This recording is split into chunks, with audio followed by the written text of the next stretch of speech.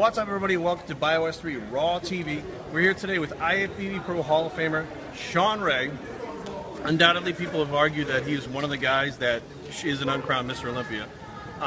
We're going to ask him again, in true Bios3 fashion, we're going to ask him a question that I haven't heard anywhere else, none of the magazines.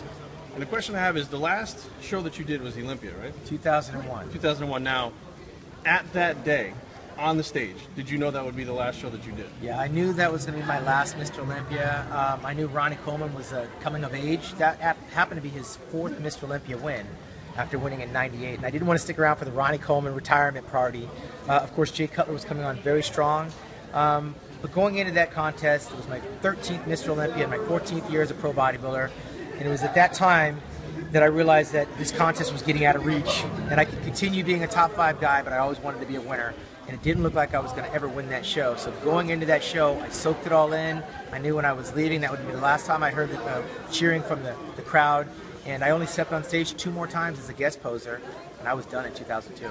No, you didn't ever think about maybe I'll go do the Arnold, or there was no more. It was like, I've already done the Olympia this many times. You can't get any better than the Olympia. If that's not going to happen, it's... Yeah, I had only competed in 3 shows outside of the Mr. Olympia. I did actually 3 Arnold Classics. I won at 90 and 91, and then I went back in 96. And I competed and won the first ever Ironman Championship. I always wanted to be Mr. Olympia, which is why I continued my journey on that path. And when I realized that that was never going to be part of my dream, I changed directions. I wanted to be involved in the sport. I wanted to be on this side. I wanted to promote, market, and educate, as most reporters do in football. Right. Most of the talking heads in football, baseball, basketball, they all played the game. The only difference was in bodybuilding, we didn't have those figureheads, and I took it upon myself to become that guy. Now, leading up to the show, you said you knew it was going to be your last one. You were soaking it all in. Did that affect your training, where you would actually train harder knowing it was your last one? Or was it like maybe you didn't put as much? Like, it could go either way, or was it just 110%, 80%, or 100%? I mean, I sold out for every Mr. Olympia I was ever in, except my first one where I wound up in 13th place. I just was guest posing too much. But going into my last Olympia, I gave it everything that I could. Remember, in 2000, I was 4th place as well. In 2001, I wound up in 4th place again. So it solidified in my mind that no matter what I did, I'd maximized the height and weight. I realized that there was a new resurgence of the giants coming in, because at that time we had Nasser El-Sabati, we also had Kevin Levrone hanging around, and of course Ronnie Coleman and Jay Cutler. These were guys that were just simply bigger. I'm not going to give it up and say they were simply better, but I couldn't find a way to beat them, whether it was conditioning or size for me. I was tapped out. And for me, I wanted to get out with my health. At 36 years old, I turned and walked away, and I never looked back. So you knew, like, why didn't you go that side? Because a lot of, like, Lee Priest went the size route. You know, but like Lee Labrada, you, Ben Fetto, Bob Harris, when they saw the writing on the wall that the guys were getting bigger, did you say, look, it's just not the look I want? Or was it like I tried to get that look and it wouldn't happen? Or was it... No, I mean, remember, my whole pro career, I gained probably 14 pounds as a bodybuilder. I turned pro at 198.